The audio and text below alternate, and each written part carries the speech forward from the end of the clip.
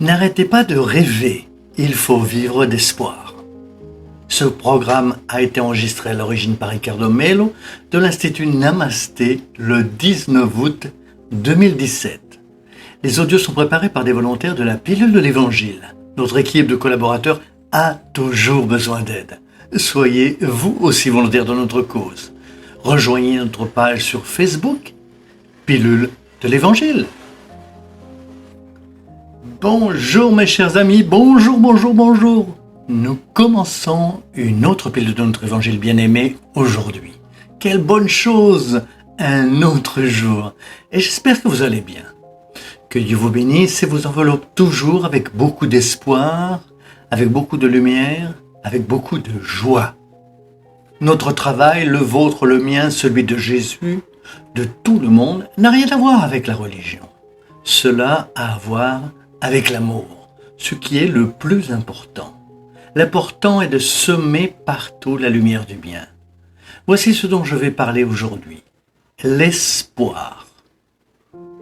Ces derniers jours, j'ai beaucoup parlé de l'énergie de la prospérité. Grandir spirituellement signifie abandonner les pensées négatives, surmonter les peurs et les angoisses et surtout laisser briller notre lumière. Souvent, pour réussir dans la vie, il ne suffit pas de travailler dur, de faire des efforts physiques. Nous devons avoir un esprit ouvert, un cœur ouvert. En ce sens, la prospérité signifie également un être humain plein d'espoir. L'espoir que demain sera une meilleure journée, l'espoir que le temps guérira tout, eh oui, il guérira les relations qui sont tombées malades, il purifiera le cœur des douleurs et des peines. L'espoir nous fait franchir une nouvelle étape dans la recherche d'un meilleur emploi, de déménager dans une autre ville, d'avoir une nouvelle relation. Chaque jour, l'espoir nous réveille en essayant de faire un pas plus lucide que la veille. Un cœur plein d'espoir respecte ses propres rêves. Et ceux qui rêvent grandissent aux yeux de Dieu. Et celui qui réalise grandit aux yeux de Dieu et de lui-même, parce que sa propre confiance commence à augmenter. Il y a d'ailleurs une citation de Steve Jobs, le fondateur d'Apple, que je trouve merveilleuse. Il dit ce qui suit. « Chaque rêve que vous ne vivez pas est un morceau de votre destin qui cesse de se produire. » Regardez comme cette phrase est profonde. Mais qu'est-ce que cela signifie ?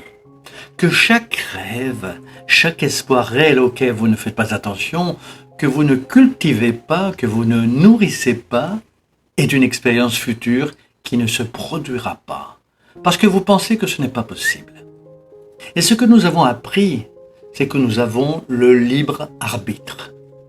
Le libre arbitre nous donne évidemment le droit, si nos volontés sont alignées sur les lois divines, si elles sont bonnes pour l'humanité et le monde qui nous entoure, de canaliser le fluide cosmique universel. L'énergie de la nomade céleste, comme on l'appelle en astronomie, exactement pour matérialiser ce que nous voulons. De grands projets qui aujourd'hui, Dieu merci, existent sur la terre et qui font un bien énorme, sont nés de l'esprit et du cœur de quelqu'un ou de plusieurs personnes qui se sont réunies avec espoir, investis dans leurs rêves. Alors oui, l'énergie de la prospérité a commencé à fluer. Vous comprenez ce que je veux dire ? Il ne sert à rien d'attendre que les choses soient prêtes avant de faire le premier pas. C'est en faisant le premier pas que les choses commencent à se produire. Il ne sert à rien d'attendre que les problèmes soient résolus pour rester motivé. C'est en s'encourageant avec bonne humeur que les problèmes commencent à être résolus. N'oubliez pas, Jésus nous demande de faire le premier pas, de frapper à la porte, d'aller de l'avant. Le Christ nous demande de laisser briller notre lumière. Il est important que vous croyiez en cette promesse divine. Si vous faites votre part, le monde spirituel fera toujours le sien. Donc, dans la pilule de l'évangile d'aujourd'hui, je vous invite pour que la prospérité flue dans votre vie affective, dans les questions matérielles, dans vos relations spirituelles.